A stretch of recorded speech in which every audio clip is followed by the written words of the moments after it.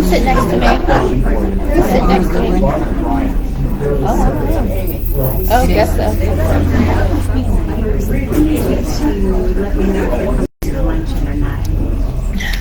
I'm sorry, I haven't gotten in touch with you as I can, and that's why I haven't spoken to you.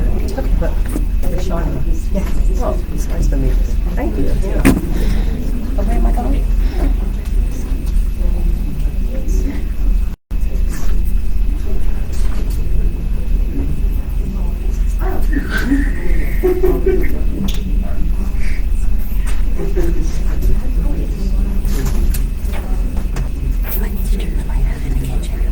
Oh, maybe, yeah. Real mics. Yeah. Oh, hi, I'm Alice Cooper. I'm the director of Lancaster Community Library. And I am Amina Baker Rogers. I'm the chair of our education committee and a member of our board of directors.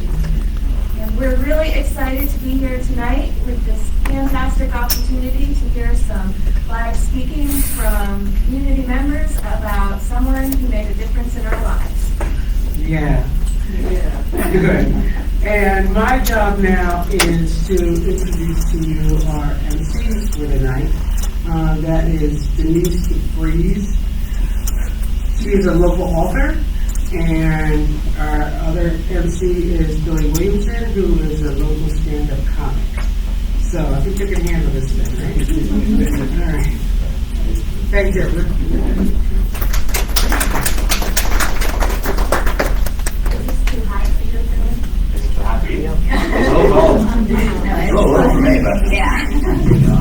I'll take this one. All right.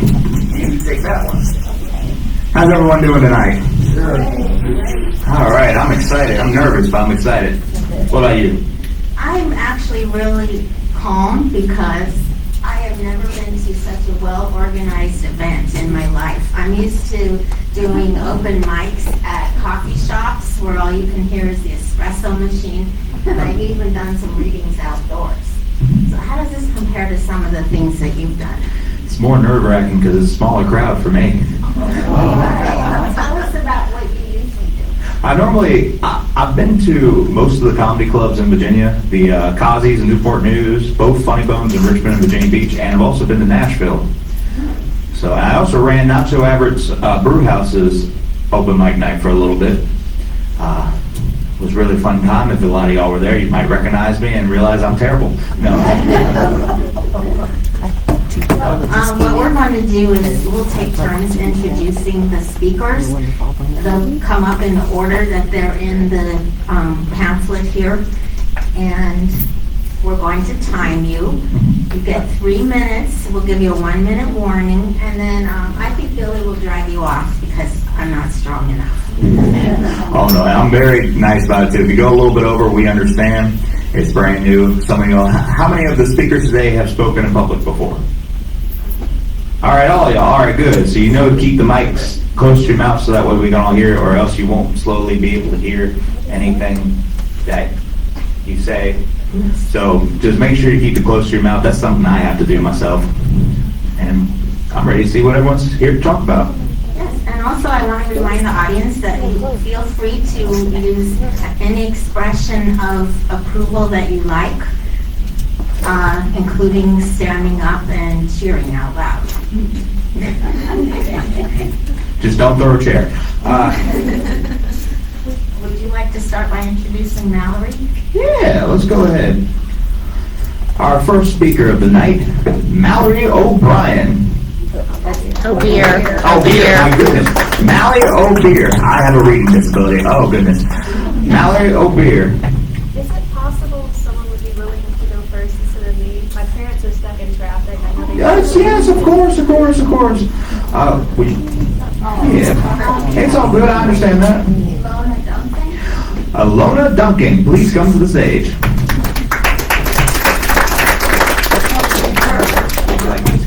I prefer it there. Yes, ma'am.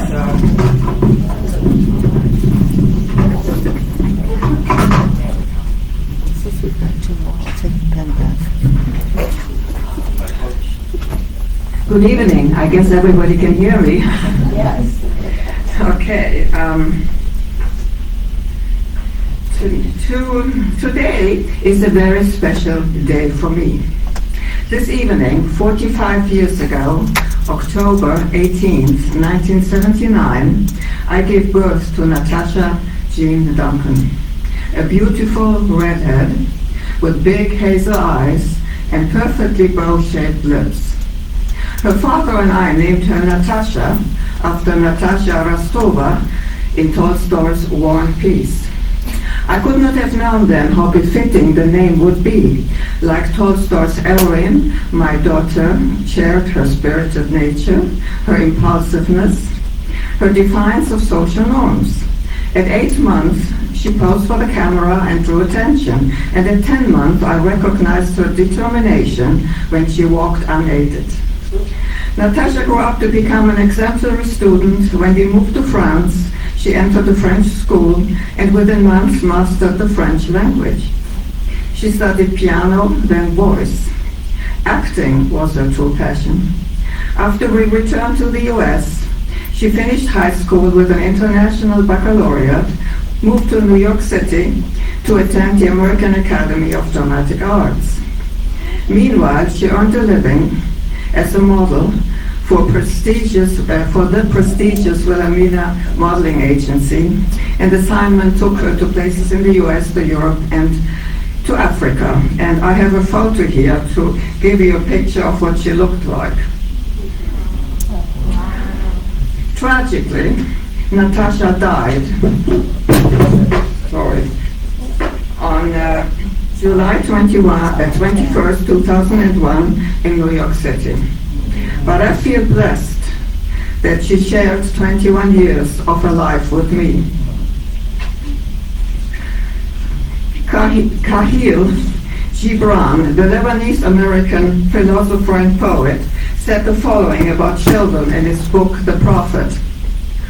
Your children are not your children. They are sons and daughters of life's longing for itself. They come through you but not from you, and though they are with you, and yet they belong not to you. Natasha, life's daughter, was very spiritual. She believed that there was more to our earthly existence than what we perceive with our senses. After her death, she found multiple means to communicate with me. One of these came in the form of a ladybug, in French coccinelle, her nickname. Until then, I seldom thought about ladybugs, only they were the cute little beetles. Yet they began greeting me at locations my daughter and I loved. They gathered outside the window on the 30th floor of a high-rise in Manhattan. Others met me inside a New York City Japanese restaurant. Some were at my daughter's favorite store in the mall. And few came to me at the train station in Europe. I began to ask, could there be a connection? Once at a concert, a single coccinelle crept across my handbag. And in a gift shop in St. Petersburg, Russia, I saw one sitting on a shelf. Ladybugs followed me to Virginia. They joined me in the garden and by my dock. Was there a message? Was Natasha telling me, look, I'm still with you? I knew then that love does not end with death. Natasha taught me that love is eternal. I thank you.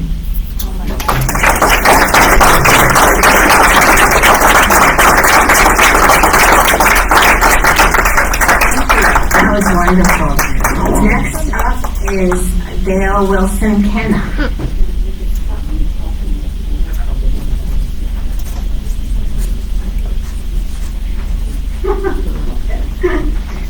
And everyone hear me okay? Yes. In October 2004, my husband and I arrived in the northern neck from Lima, Peru. And that first day I saw a VDOT sign that said open for adoption on Cross Hills in Balls Neck, Northumberland County. At first sight, I had loved the tree-canopied Cross Hills and thought of my father, Robert Theron Wilson, whose greatest love was nature. He and his parents had left a farm in Gotham, Arkansas before the Great Depression and gone to California, the land of dreams.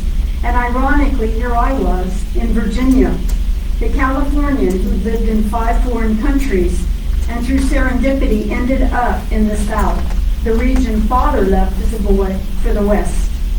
My father spent his life with Sunkist Growers, the California Citrus Cooperative, then retired to an avocado ranch in San Diego. Father disliked those who abused and disdained Mother Nature. And each time I filled orange VDOT bags with trash from my 2 adopted roadways, I conversed with my father and thanked him for who he was. 2 years ago, I wrote this book on tennis, dedicated to him and honoring the decision he made when I was 10, that I should be a competitive tennis player. And everything in my life is strung and connected within the frame of a tennis racket. In my California youth, tennis was a white and privileged sport. But my father made me see that having straight teeth and new white tennis shoes was not important. Never hang your head because we're not rich, he would tell me. And he often repeated his favorite mantra, when the going gets tough, the tough get going. I learned from my father what mattered: character, developing mind and body, being adventurous, taking risks, diving into unknown waters. My father modeled this despite his unprivileged youth and the prejudice against Okies and Arkies in Southern California. And being an exceptional athlete meant my father earned a scholarship to USC, the college then known for rich kids.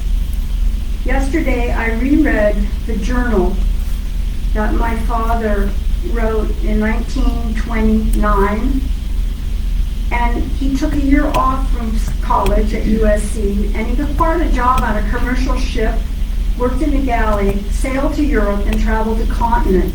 He so impressed the captain of the SS Kearney that father returned home a year later on the same ship. All he had to do was keep watch 4 hours each night for his free passage. On each page of the journal, I hear his voice.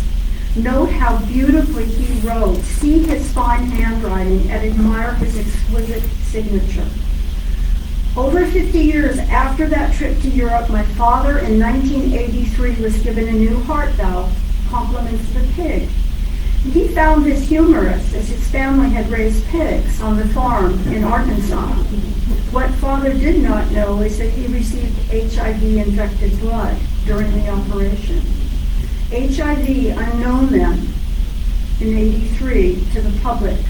For a year, father was well, working on the ranch, and then he slipped into a terrible state, everything in his body infected, including his teeth. No doctor could explain it. My father died without knowing the cause, and my mother was denied the autopsy she requested. Only later, in 1988, when the same fate befell the tennis champion, Arthur Ashe, someone I knew from Southern California, did we understand father's death. Yet before he died, my father religiously fed quail, waiting at sunset for the mama and her cubby to arrive, as they did daily on the lawn overlooking the Palma Valley. This is near San Diego.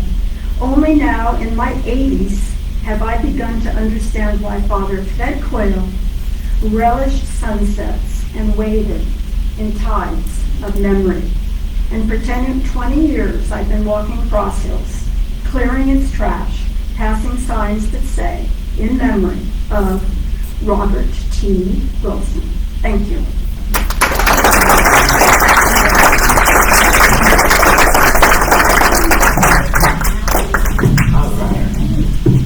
All right. Now, Mallory, would you like to come up to the stage? Yes. All right. Everyone here? Yes. All right. Would you like to hold it or?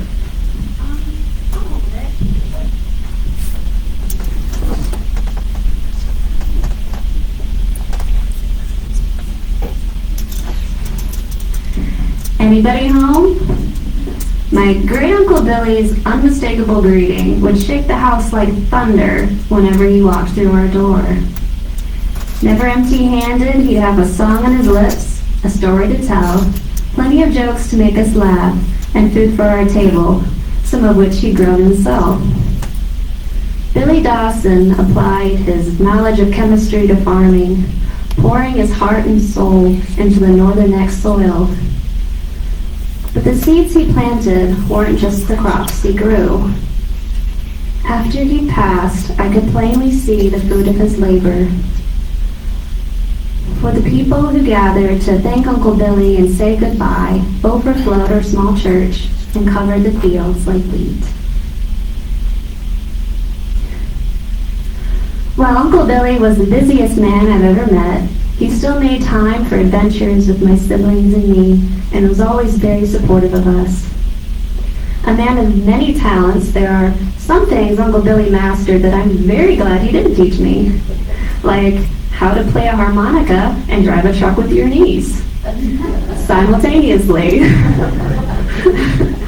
But he did demonstrate how to love your neighbors, work hard at something you love, care for your aging parents, and to live with faith and positivity, and how to make hoe cakes over a campfire. Uncle Billy also taught me something about regrets. When he was taken to heaven so suddenly, I realized there were still so many things I wanted to share with him. We should have played our guitars together. It wouldn't have mattered that I didn't practice a lot and I was only a beginner. I should have shared my writing with him. No matter how imperfect I thought it was, I would have loved to have his opinion. I should have copied down all of his crazy stories and songs he was always coming up with. And I wish I had told Uncle Billy how much he meant to me and to all of us. Life on earth is short. We never know how long our time together will last. So I played the guitar Uncle Billy gave me and sang at his funeral, even though I was terrified of performing in public, and my voice isn't special. And that led to the next scary thing, and the next. I didn't want to regret anymore. I wanted to be braver. My Uncle Billy wouldn't care if this speech is perfect. He would be so proud of me just for standing up here with a smile on my face. I only ever wanted to show him my best. It's all I want to show anyone, but I don't want to waste precious opportunities to share the things I love with the people I love. Thank you.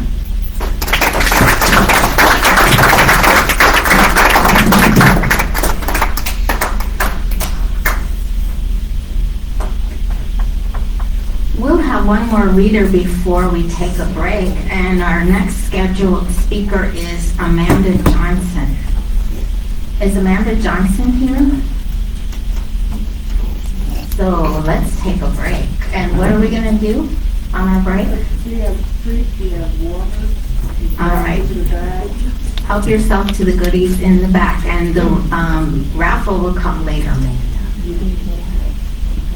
He engaged in Facebook a lot with the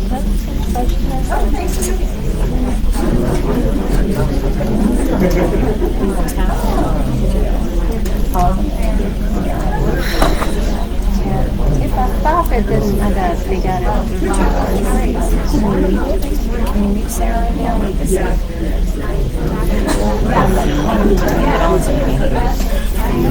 Get it later. We have 4 people on now that no break. Oh, sure.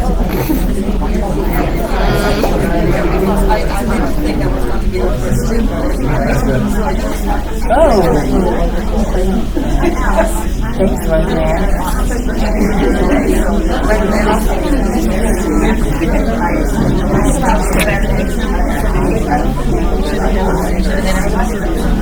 I think I'm muted. I just muted Carl. We'll see if it comes back.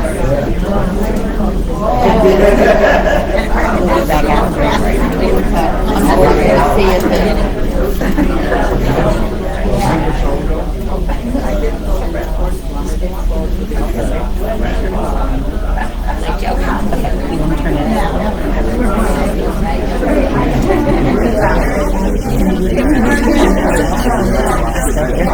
Well, yeah, because you're on a bit of a delay. So it says it's muted, because he's red, so he's muted, but I didn't want to cut the live. It's great. Okay, thanks so much. Oh my gosh, I think Denise is on 30. Thank you, guys. I love this. Wow.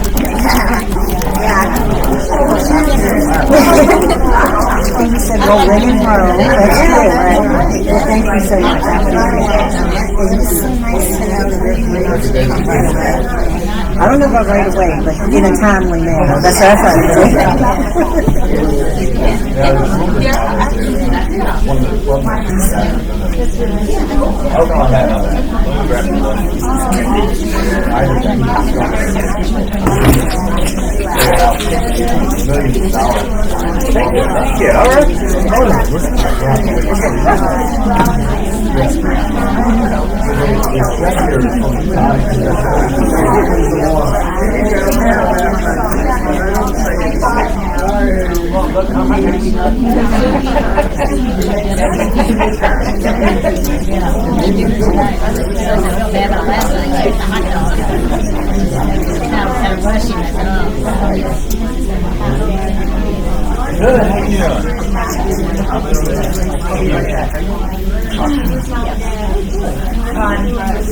Oh yeah. Dad had to help with the truck today.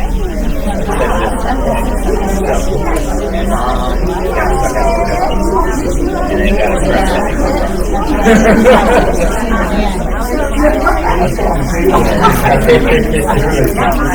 Hopefully we're not calling.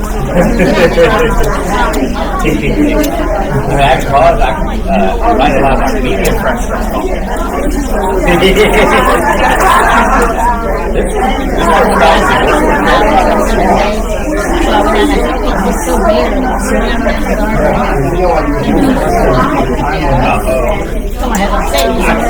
I can get you all next month if you want it. I know, y'all tell me. They tell me the lady, and I'm fine to meet it.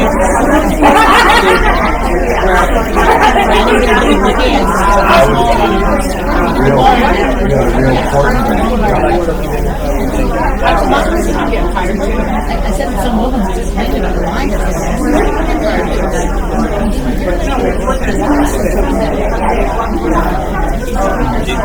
We didn't know what we were going to get now.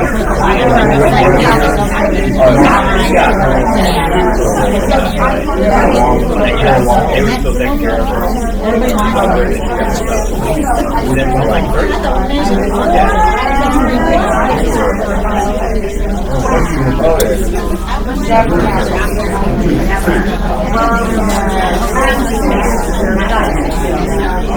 I think I fell back asleep and I was watching this thing and fell back asleep. Really watching it and fell back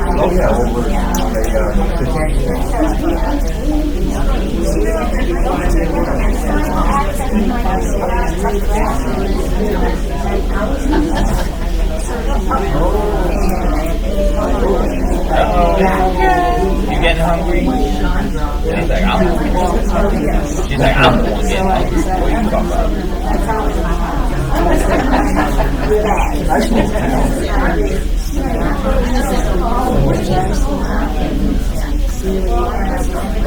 Oh, take it.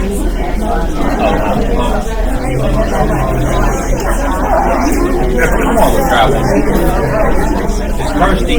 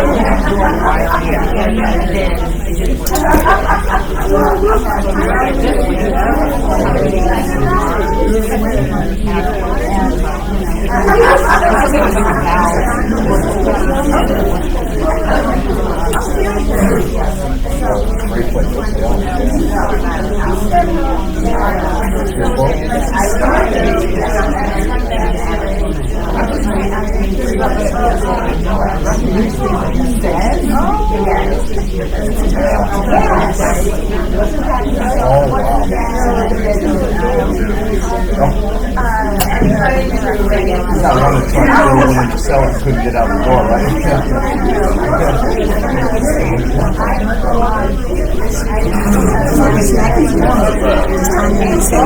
I think so.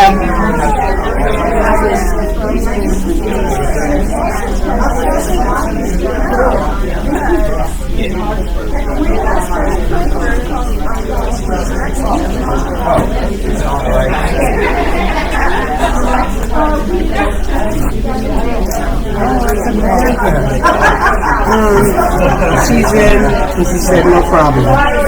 Oh, cool. Okay.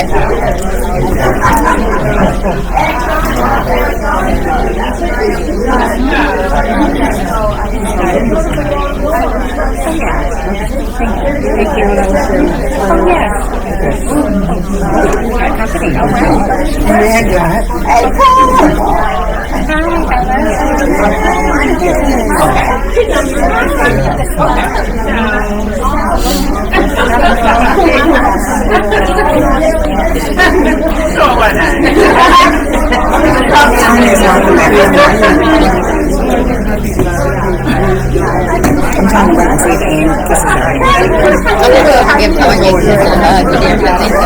Give her a hug and hear me.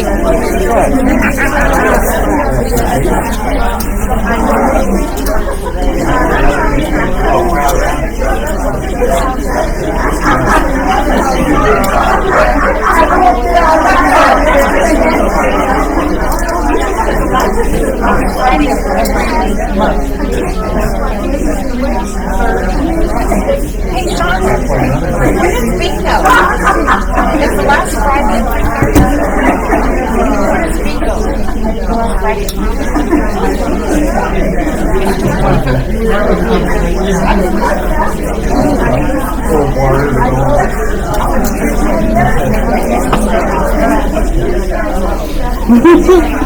I was going to give her a hug and a kiss. She said I earned it. Alright, we live again.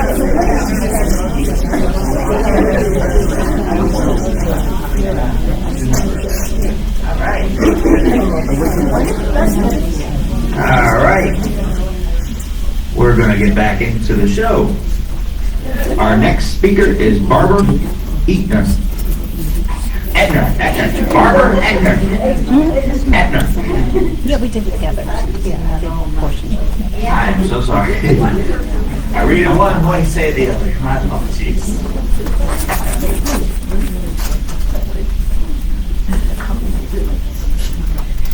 This is a tribute to Mrs. Pello, my fourth grade teacher. And the title of my tribute is Just One Little Student. I grew up in a military family, and as you might know, military families have to make frequent moves. This means that the family's children have to move from school to school, house to house at different times. Sometimes you feel like a little nomad. This happened to me when I was in the 4th grade. I started out in one school, and I had to move to another school right in the middle of 4th grade. The school I moved into was much more advanced academically than the one I moved from.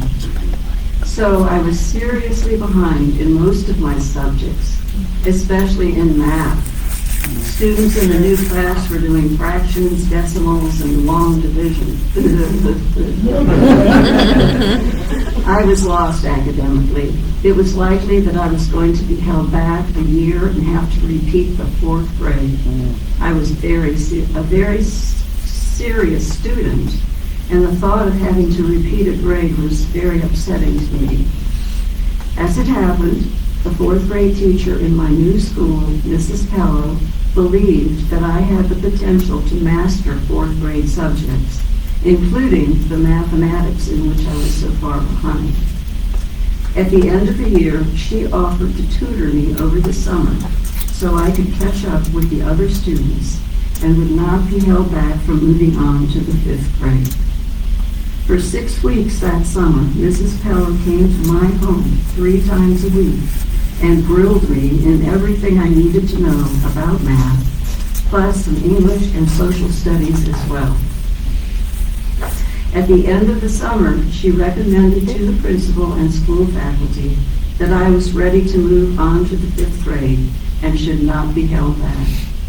Wow, was I relieved, because my little brother was coming up right behind me, and we would have been in the same class together. I couldn't do that.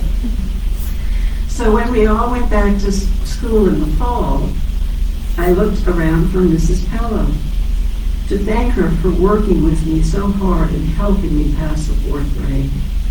I could not find Mrs. Pello anywhere in the school, so I went to the principal's office. The principal told me to sit down. She had something to tell me. Mrs. Pello had a disease called breast cancer, and she would not be coming back to school for the rest of the year.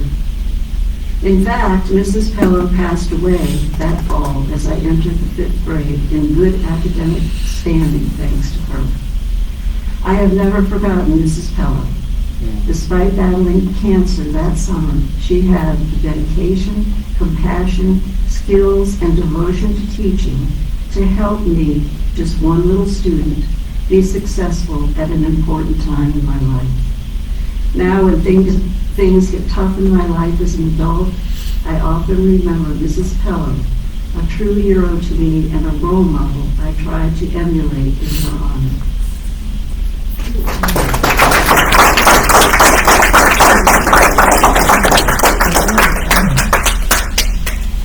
Thank you so much. That brings back memories of my 2nd grade teacher.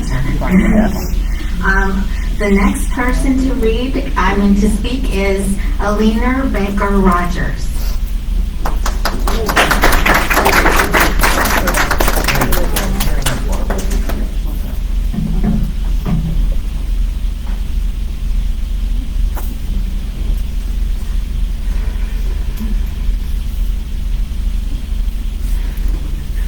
Carol McGuire Rogers made a decision to change the course of my life without my knowledge, and as I recall, without my having yet met her.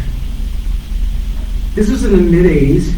I was an undergraduate communications major at Drexel University in Philadelphia, and I was required to complete a semester-long, full-time, career-related internship.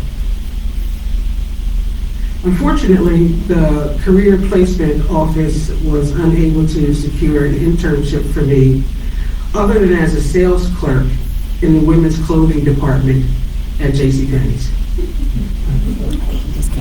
Yeah, my sentiment, exactly. This was despite having fully placed my fellow students in career-related professions. At the time, I really thought I might become a news camera woman, one of the first women in the city to do that. But as it turned out, I ended up going to Penny's. I went there to work because it was a requirement of my undergraduate program, and quite frankly, I needed a job. But truth be told, I was humiliated, and I didn't feel valued by my school. A next-door neighbor of mine who actually worked at the United States Mint in Philadelphia, she took it upon herself to ask the director of personnel if they could accommodate my internship. That person, Carol McGuire, said yes. I learned a lot from Carol along the way during that time, including how to direct and support my own staff after launching my professional career. Most importantly, though, I should say though, but yeah, most importantly, Carol confronted me with the realization that a bachelor's degree would not pivot me to the level of professional achievement that she believed I was destined. Carol emphatically insisted that I make plans to attend graduate school. She insisted, and I did. I took a break off in between, about a year off, went to work, kind of thing. Her intervention changed my life and that of my then 7-year-old daughter. I was a teenage mom, and I had been fortunate enough to have the support of a village, and that village had continued me with high school, and at least into undergraduate studies, and Carol McGuire took over from there. I completed graduate studies in psychological services from the University of Pennsylvania, and then I went on to earn a doctorate degree in higher education from Widening University. I have had an illustrious career, and that career has been marked also with volunteer service in the community and government sectors, as well as having the opportunity to mentor adult learners and career professionals. And all of this became possible because Carol made a difference in my life. I actually lost track of her for about 35 years, and it was it was a difficult time for me, not knowing where she was and not being able to be in contact with her. And I eventually found her about 2 years ago. I found her on Facebook, of all places. It worked for me. Yes, it worked for me, so I'm not, I'm with it. So Carol and I have been in touch since then. Excuse me. And in fact, we were in touch today. Sent her a copy of this speech that I was going to talk to you folks about her. And her message back to me that I would like to share with you is very brief. I'm honored that you feel this way.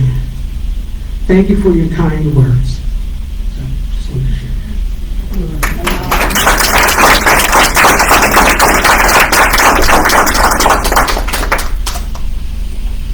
This is so inspirational. We've heard about some really great people, and now we have a great person to tell us about his grandfather, Billy Williamson.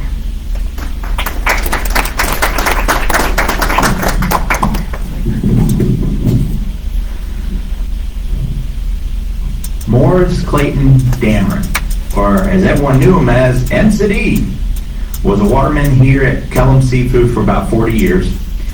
And he didn't know how to read, write, count, or even knew what was on his paycheck. His wife did. But he knew how to make people laugh. He always loved joking around, doing crazy antics to make sure someone would get a laugh out of it. When his wife broke her leg, he decided to dress up in her girdle, cowboy hat, and boots, and that's it. And walk around the house just to mess with her. He would take me in a little red wagon so much around Kilmarnock that we got put in the parade. And when I got a little older, I was looking around the house and I found an old VCR tape that wasn't marked with anything, and I plugged it in, and it just so happened to be Red Fox. For those of you who don't know who that is a stand-up comedian back in the 70s and 80s and I believe 60s as well. And we watched it for a little bit until my grandmother got upset and broke the tape. But he loved stand-up, and after his wife passed away, he fell into despair to the point where we had to put him in the nursing home, and I'd visit him almost every single day with a new stand-up set. A lot of y'all might know the newer ones like Gabriel Iglesias, Jeff Dunham, Joe Rogan, a lot of a different commodity, Ron White, various different comedians.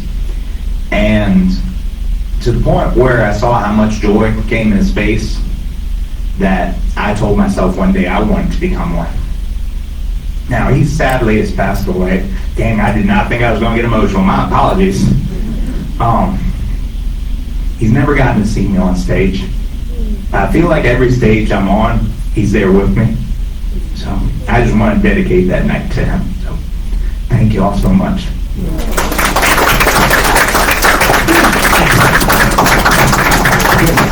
I didn't think I'd be the first one to cry tonight. My goodness. Wearing glasses helps. Now, someone we've been waiting to hear from all evening, our leader, Alice Cooper.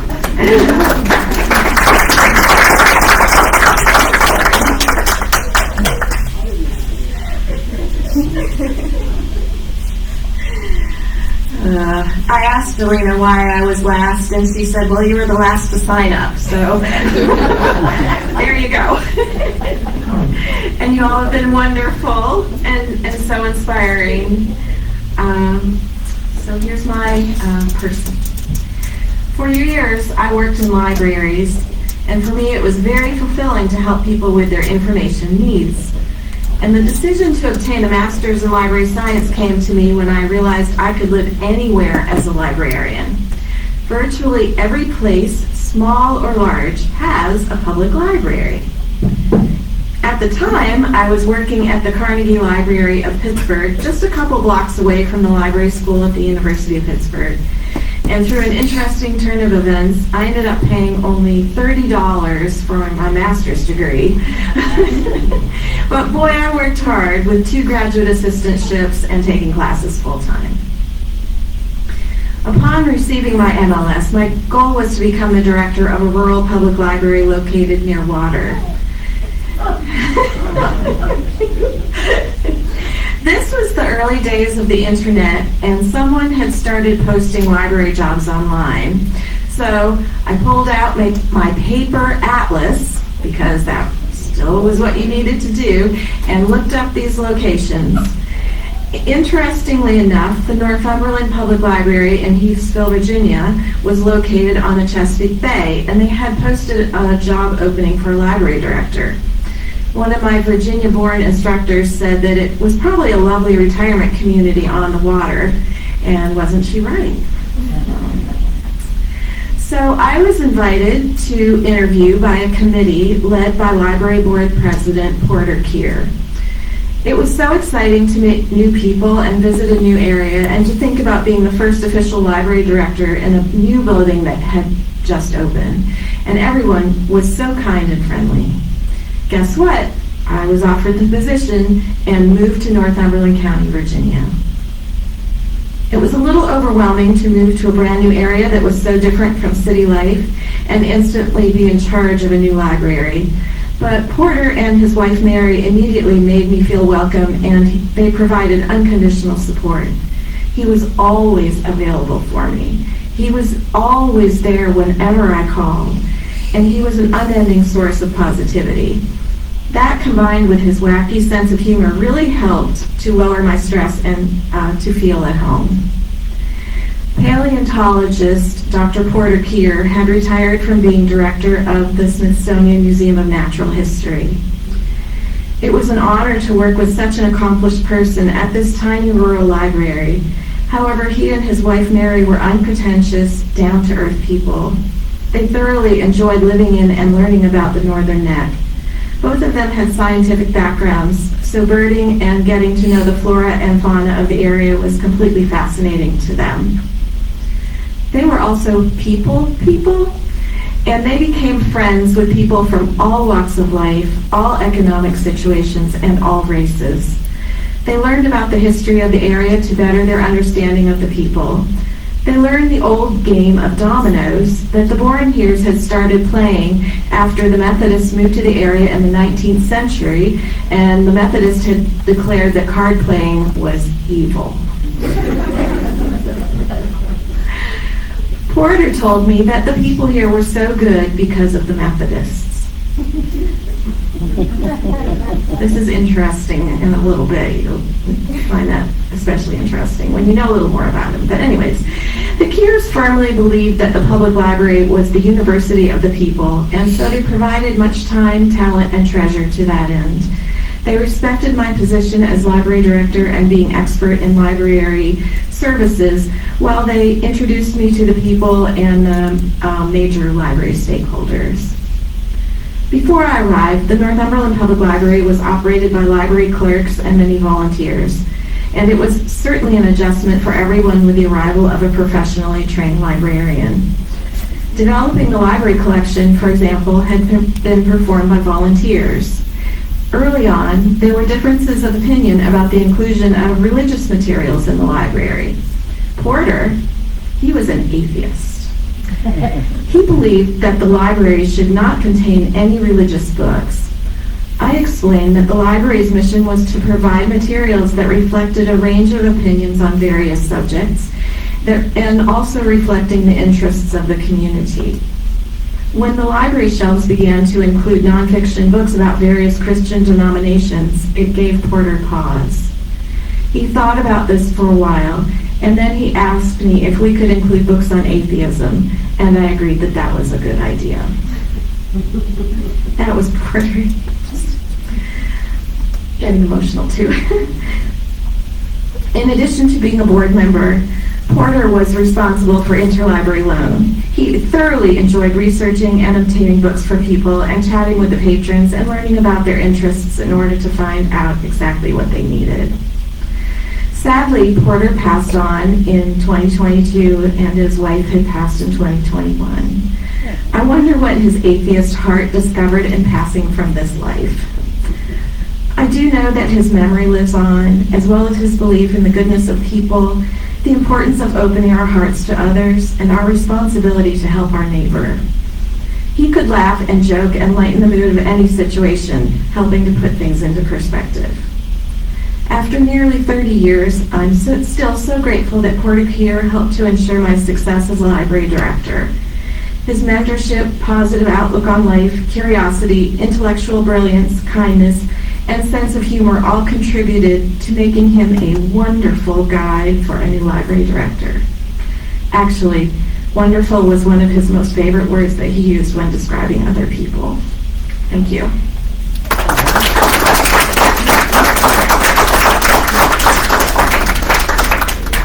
Thank you.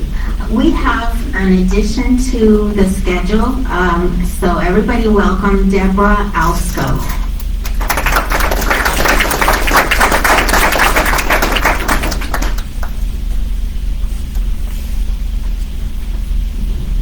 Hello. I didn't know I was going to do this until I listened to everybody else. Can everybody hear me? Yes. Okay, great. My name is Deborah, and I became a kindergarten first grade teacher at the age of 60 years old during COVID. And the reason that happened was because I had retired from public school teaching, and I was doing some side work after I retired, but during COVID I was lonely and I needed to feel purpose. Anybody relate to that? And I found out about a job in a private school teaching kindergarten and first grade. I applied for the job and got the job, and so there I was. Now, I did have experience because I worked in an elementary school as a special ed teacher. But I thought that a private school would certainly not have any children with special needs. So the student that I'm going to talk about today, who made a big difference in my life, was a student that I had named Owen. Now, it was the second day of school, and even though I thought I knew a lot about children and behavior management, there were 3 kids in my class that would not sit down for 2 seconds. And the second day of school, they actually picked up some pencils and were having sword fights in the middle of my classroom when I was trying to teach. One of those students was Owen.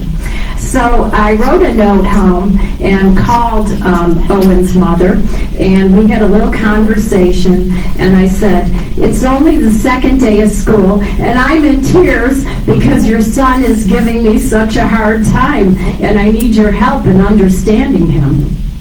She said, that's very strange. His teacher last year just loved him. And I thought, She said, let me call her and see what I can find out about things that worked with her. But then she said, you know, you have to realize my son has grown up on a huge piece of property. He's had the run of the land his whole life. His father is a waterman. He has an oyster catching business, and he goes out on the boat with his dad. So he's kind of like a wild animal, to be honest with you. Okay. Always good to get the mom on your side. So she said, I do have one thing that might work though. He loves to help out. So if you give him some jobs to do, then that would channel his energy into a positive direction. Well, she was right. The next day I got to school early and I set up 3 different jobs for Owen to do. And when he walked in the door, I told him the new plan, and he said, great. And within 15 minutes, he had completed those 3 jobs perfectly. From then on, I changed my mind completely about Owen. So here are some of the little anecdotes that I remember about him. So we ate lunch outside because it was COVID, and so Owen, who had this great imagination, built a nest out of sticks on the picnic table when he was supposed to be sitting down eating lunch. It took him like 2 seconds to eat his lunch, and then he was building things. So just as a joke, I said, wonder if a bird might happen to come along and lay an egg in that nice nest you made. He said, oh, I don't know if that would happen or not. So the next morning, I got an egg, and I put it in the nest before school. And at lunchtime, you should have seen the look on Owen's face. It was like that Home Alone look, you know, that Kevin had. and so I don't know that he ever really believed that a real bird laid the egg, but he went along with it for a while anyway. One day we had like show and share, and I told the kids to bring in something that was a summer memory, and he brought in a sand dollar, and he said, I found this sand dollar, but what you don't realize is that this is one out of probably 300 sand dollars that my mom and I found that day. And I was like, okay, yeah, this kid is really thinking out of the box here. And his mother actually called me and she said, Owen wanted me to send this picture to you.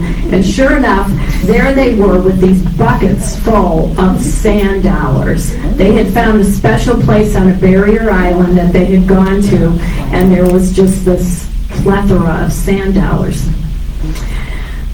I quickly learned that Owen loved to make things. We were collecting crayons to, there's an organization that you can melt crayons down and make new crayons, and they take them to hospital kids. And so we were collecting old crayons, and I showed the kids how I melted the crayons down. I had a muffin tin, and I made little heart-shaped crayons out of them.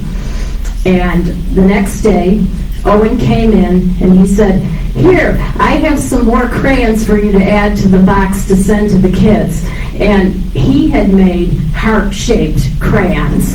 I said, are you kidding? You did this? Now, keep in mind, this is a 6-year-old boy. He said, yeah, my sister and I did it last night. I said, were your parents supervising? Oh, no, they weren't. They were off somewhere else. And I said, well, that sounds dangerous. He said, no, we knew exactly what we were doing. Another time, one of Owen's favorite jobs was to sweep the floor. And during COVID, at our school, we had a rule that anything that was on the floor had to be thrown away. because we didn't know who had touched it.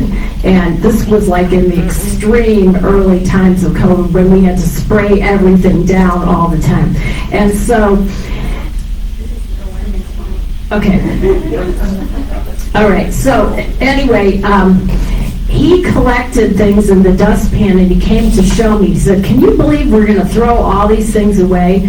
And I said, "Well, we could make a collage with them." And again, his eyes got real big. He went home and he actually made a collage and brought it in the next day. Anyway, we were a perfect match, and from that day on, Owen was definitely my favorite student. I look forward to going to school every single day just to see, because he was so interested in learning and so engaged in whatever I did. And I never had any behavior problems with him after that day. Thank you.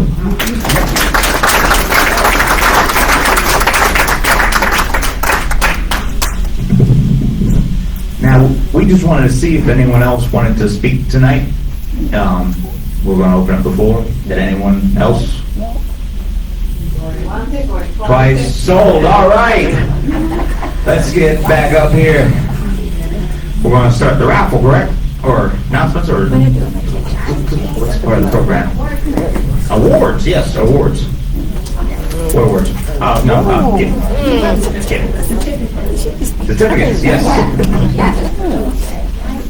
Oh, go ahead. Oh, yeah. Thank you. This had a top. I got, oh, yeah. Yes. I got a lot of boys. Don't ask it. No, I'm joking.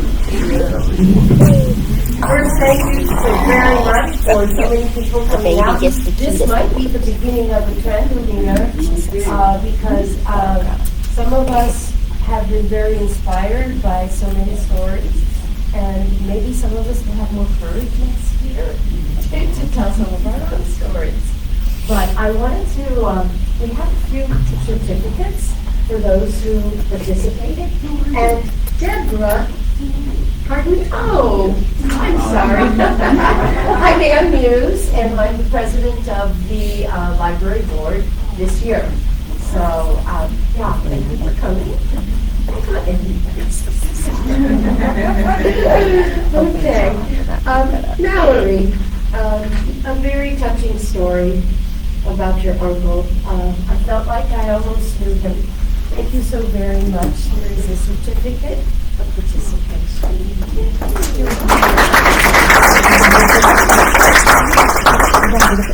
And then we have Alona Duncan.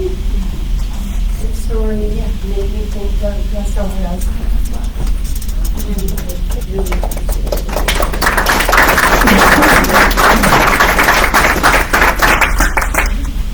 And we have Gail Wilson Emma. Gail, the story about your dad. And do we really have signs on that trail that are not? Well, I think we're going to have to all go there. It's 679. Oh, 200. Oh, thank you so much. Thank you very much. Barbara, your story about being a fourth grade student and her teacher. I think probably many of us could relate to having a teacher that made a difference in our lives. So thank you so very much.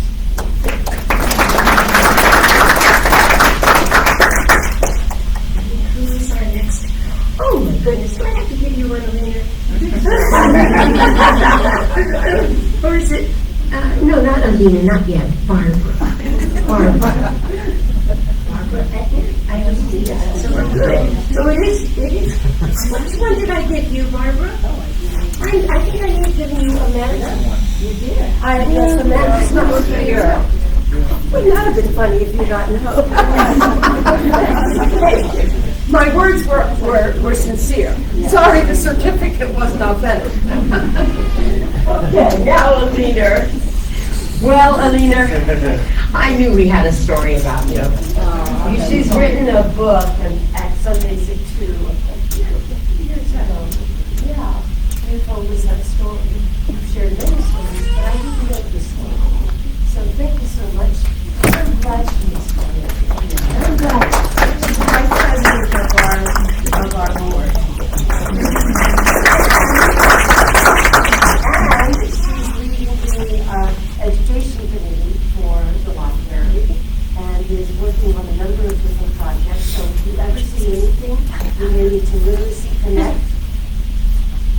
she's the Literacy Connect lady.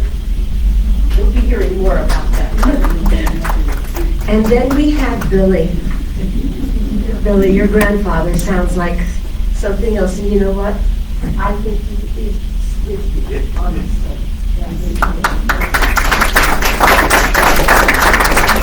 And Alice,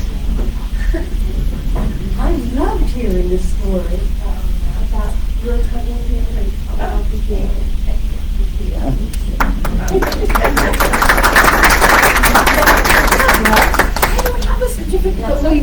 We will get one for you.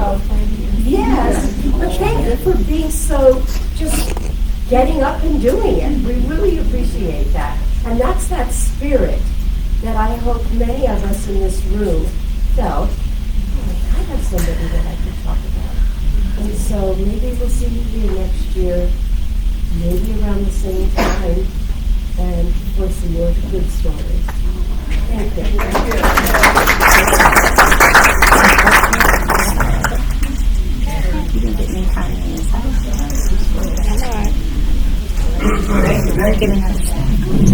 All that is. Hope everyone enjoys their awards. Now for the next part of the show, the raffle. All right. All right, now come this way. Let me give you the mic. Give you the microphone. I didn't know. I didn't think it was possible. Good evening, everyone. I'm Ebony Lynch. I'm also a member of the Library Board and the Education Committee. And this is my assistant. Major. He'll be bringing you a raffle item to your table. All right, you want to pick your number first? Close your eyes, okay?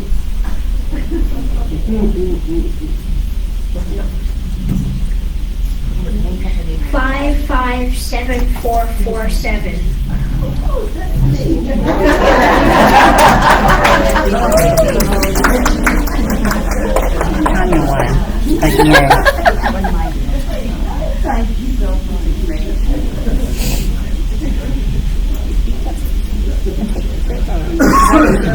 I'll report. I'm talking to 557451.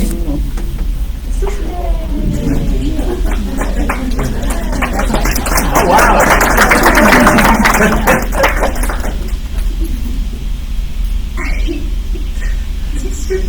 You got this. 557468. You want a prize? You get the prize.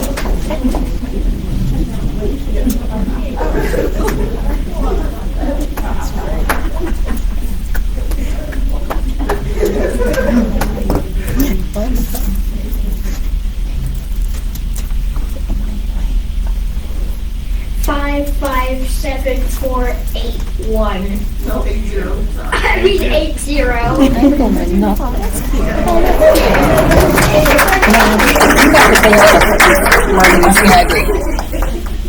It's still by me on the back. No, it's not. Don't worry, got 7 more to go.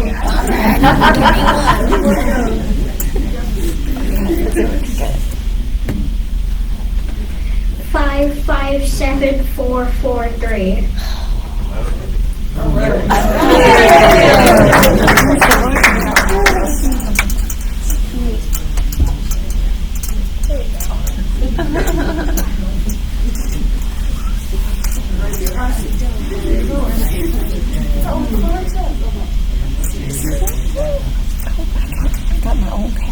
557449.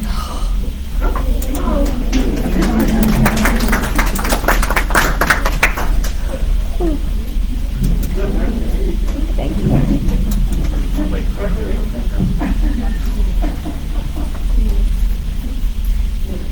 557446.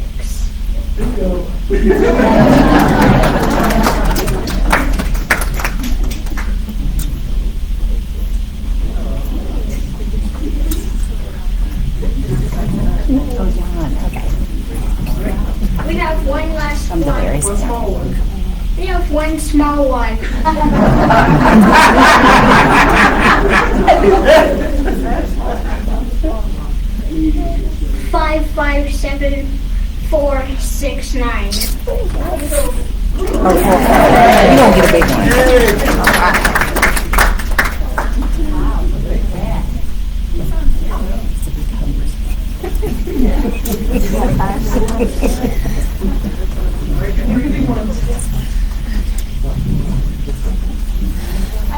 What's in it? 557,448. That's us.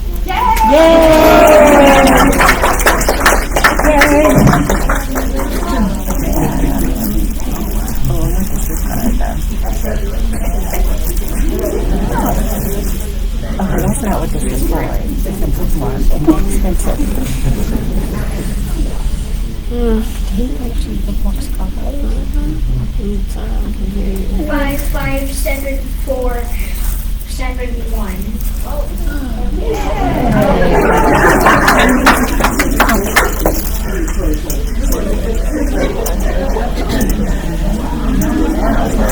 All right, last one, big one.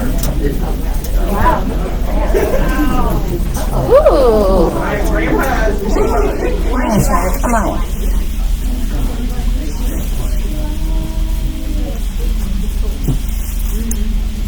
557,440. Was there a name on the back? It's 557,440.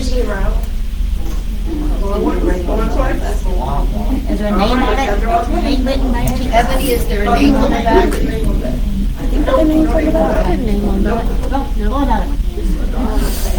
You may be that same strip that we have. Yeah. 557,438. Remember, I called like 20 minutes.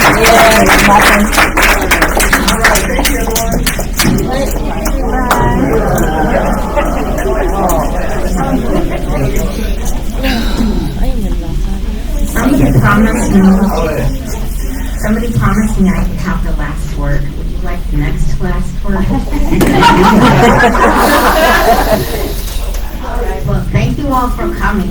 I would like to recite my favorite poem and dedicate it to my children who helped me rediscover poetry long after I graduated from college.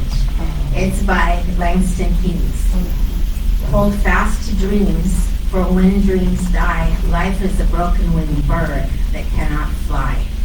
Hold fast to dreams, for when dreams go, life is a barren field covered with snow. Thanks, and have a good evening.